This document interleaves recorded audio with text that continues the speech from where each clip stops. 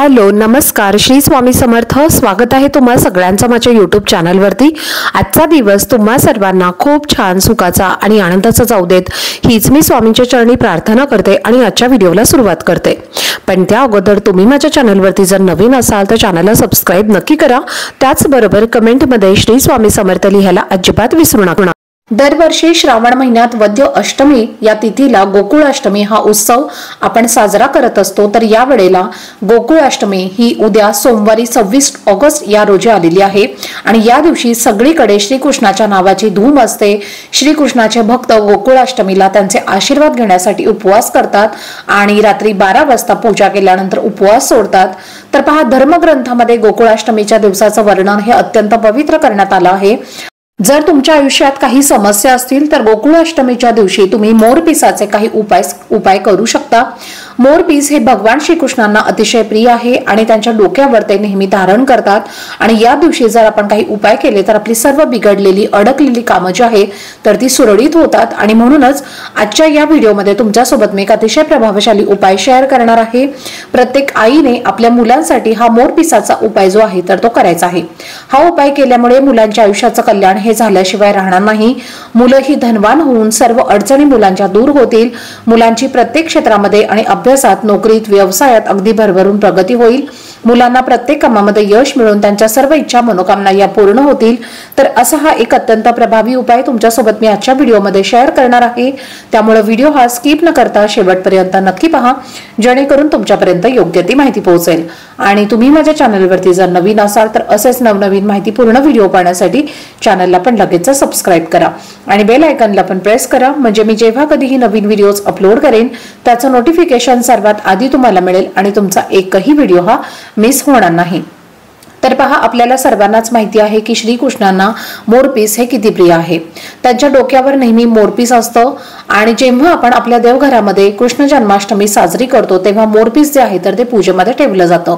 ज्या प्रकारे त्यांना तुळशीचं पानं प्रिय आहेत अगदी त्याच प्रकारे त्यांना मोरपीस जे आहे तर ते सुद्धा अतिशय प्रिय आहे। तर या मोरपिसाशिवाय त्यांची पूजा जी आहे तर ती सुद्धा पूर्ण होत नाही आणि या दिवशी पहा, श्रीकृष्ण तत्व जे आहे तर ते नेहमीपेक्षा 1000 पटीने जास्त प्रमाणात जागृत अवस्थेत असतं आणि म्हणूनच या दिवशी त्या मोरपिसाबद्दल काही जर आपण उपाय केले तर आपल्या घरामध्ये त्या उपायांचं त्वरित फळ हे आपल्याला प्राप्त होत असतं। तर या दिवशी श्रावण सोमवार सुद्धा आहे आणि म्हणूनच या दिवशी आपल्याला हरिहर यांची एकत्रित पूजा सुद्धा करायची आहे।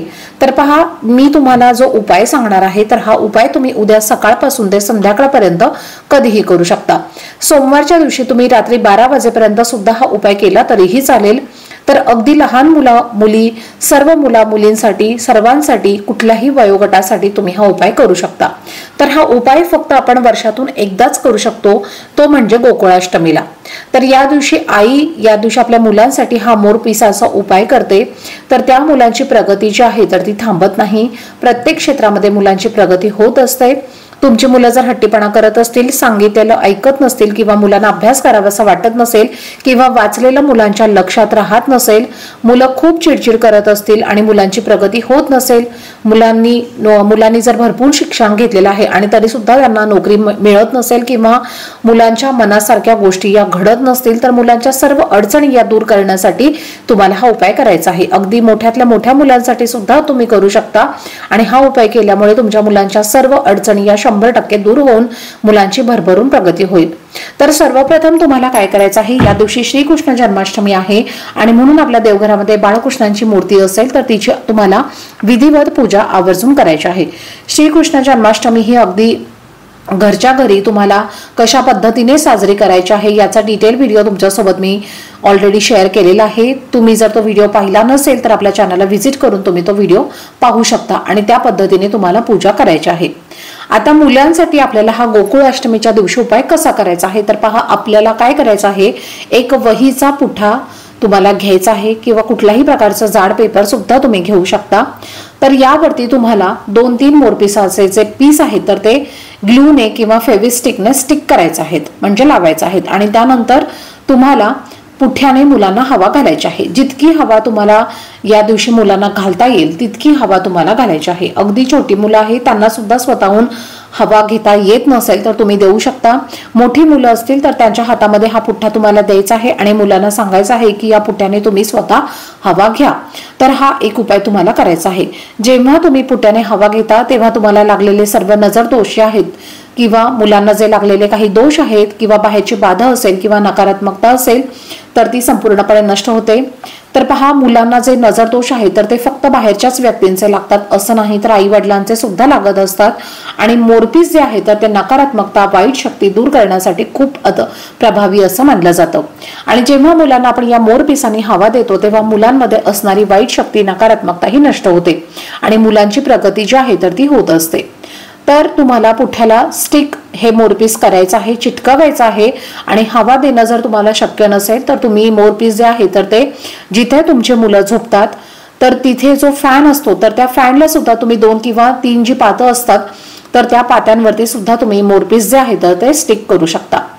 तर पहा, तुम्ही कशानेही स्टिक करा, तुम्ही टेपनी स्टिक करा किंवा ग्लूनी स्टिक करा, कशानेही तुम्ही चिकटवलं तरीही चालेल। जेव्हा तुमची मुलं झोपतात त्यावेळेला तुम्ही फॅन जो आहे तर तो चालू करून द्यायचा आहे आणि अशा पद्धतीने तुम्हाला हे मोरपिसाचा जो एक उपाय आहे तर तो करायचा आहे। तुम्ही आवर्जून उद्या गोकुळाष्टमीच्या दिवशी आपल्या मुलांसाठी हा उपाय करा। हवा मुलांना आता किती वेळ द्यायची आहे, जर तुम्ही जेवढा जास्त वेळ देता येईल किंवा जेवढा वेळ तुम्हाला शक्य होईल तितका जास्तीत जास्त वेळ मुलांना या मोरपिसाने हवा देण्याचा प्रयत्न करा। त्याचबरोबर जर तुमची मुलं शिक्षण घेत असतील तर अशा वेळेला तुम्हाला काय करायचं आहे, एक मोरपीस जे आहे तर ते मुलांच्या प्रत्येक पुस्तकामध्ये ठेवायचं आहे। प्रत्येक पुस्तकामध्ये तुम्हाला जर ठेवणं शक्य नसेल तर तुम्ही एका पुस्तकामध्ये सुद्धा ठेवलं तरी सुद्धा चालेल। कारण पहा, जी शिक्षणाची देवी आहे तर ती सरस्वती देवी आहे। तर सरस्वती देवी जवळ सुद्धा मोरपीस असतं आणि म्हणूनच मोरपीस जे आहे तर ते अतिशय सरस्वती देवीला सुद्धा प्रिय आहे आणि म्हणून तुम्हाला ते मुलांच्या पुस्तकामध्ये म्हणजे त्यांच्या बुक्समध्ये एक मोरपीस जे आहे तर ते अवश्य ठेवायचं आहे। तर या दिवशी तुम्हाला सहजरित्या मोरपीस जे आहे तर ते कुठूनही मिळेल। भरपूर ठिकाणी श्रीकृष्ण जन्माष्टमीच्या दिवशी मोरपीस हे विकायला ठेवले जातात, तर तिथून तुम्हाला मोरपीस आणायचा आहे आणि तुमच्या घरामध्ये असेल तर ते सुद्धा तुम्ही ठेवलं तरीही चालेल। पण हा एक मोरपिसाचा उपाय तुम्हाला मी जो सांगितलेला आहे तर तो अतिशय प्रभावशाली असा उपाय आहे। प्रत्येक आई वडिलांनी आपल्या मुलांसाठी हा उपाय नक्की करा। मुलांच्या आयुष्याचं कल्याण हे झाल्याशिवाय राहणार नाही।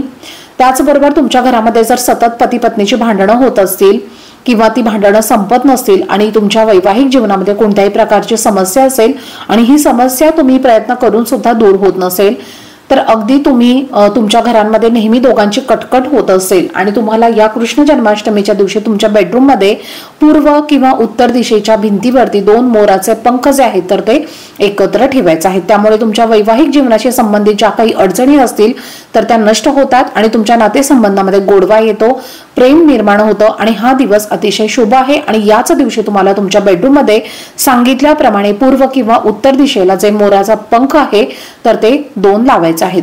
त्याचबरोबर जर तुमच्या घरामध्ये जर काही वास्तुदोष असेल, बऱ्याच वेळेला तुमच्या घरामध्ये जेव्हा वास्तुदोष असतो तेव्हा घरामध्ये पैसा हा टिकत नाही, पैशाच्या अडचणी येत असतात, घरामध्ये सतत आजार पण राहतं, काहीतरी वाईट शक्ती असल्याचं नेहमी आपल्याला वाटत असतं, वाईट स्वप्न पडत असतात, नेहमी घरामध्ये भांडणं कटकटी होत असतात।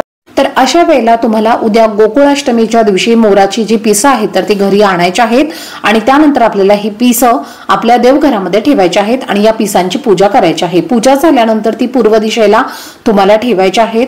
त्यामुळे आपल्या घरातले संपूर्ण वास्तुदोष जे आहेत तर ते दूर होतात आणि त्यामुळे तुम्ही हा एक उपाय सुद्धा तुमच्या घरातील वास्तुदोष असेल किंवा तुमच्या घरामध्ये यासारख्या अडचणी येत असतील तर हा उपाय तुम्ही नक्की करू शकता। यानंतर संपत्ती वाढवण्यासाठी सुद्धा तुम्ही मोरपिसाचा उपाय करू शकता। बऱ्याच वेळेला आपल्याकडे भरपूर पैसा येतो पण पैसा आल्यानंतर तो आपल्याकडे टिकत नाही, स्थिर राहत नाही। लक्ष्मी प्रसन्न होते पण लक्ष्मी अतिशय चंचल असल्यामुळे तिला स्थिर ठेवण्यासाठी सुद्धा काही प्रभावी उपाय आणि सेवा करायच्या असतात आणि म्हणूनच आपल्याला आलेला पैसा हा तुमच्या कोणत्या ना कोणत्या कारणातून निघून जात असेल, घरामध्ये पैसा टिकत नसेल, संपत्तीमध्ये वाढ होत नसेल, कुटुंबाची प्रगती होत नसेल किंवा तुमचा एखादा व्यवसाय असेल आणि त्यामध्ये तुमची प्रगती होत नसेल आणि घरामध्ये पैसे येण्याचे सर्व मार्ग तुमचे बंद झालेले असतील तर प्रयत्न मेहनत करून सुद्धा जर तुम्हाला योग्य ते फळ मिळत नसेल आणि घरातील आर्थिक संकट जी आहे तर ती दिवसेंदिवस अधिकच वाढत असतील तर उद्या गोकुळाष्टमीच्या दिवशी तुम्हाला पूजेच्या वेळेला श्रीकृष्णांच्या मूर्तीजवळ 5 मोरपीस ठेवायचे आहेत आणि श्रीकृष्णांसह त्या मोरपिसांची सुद्धा तुम्हाला पूजा करायची आहे।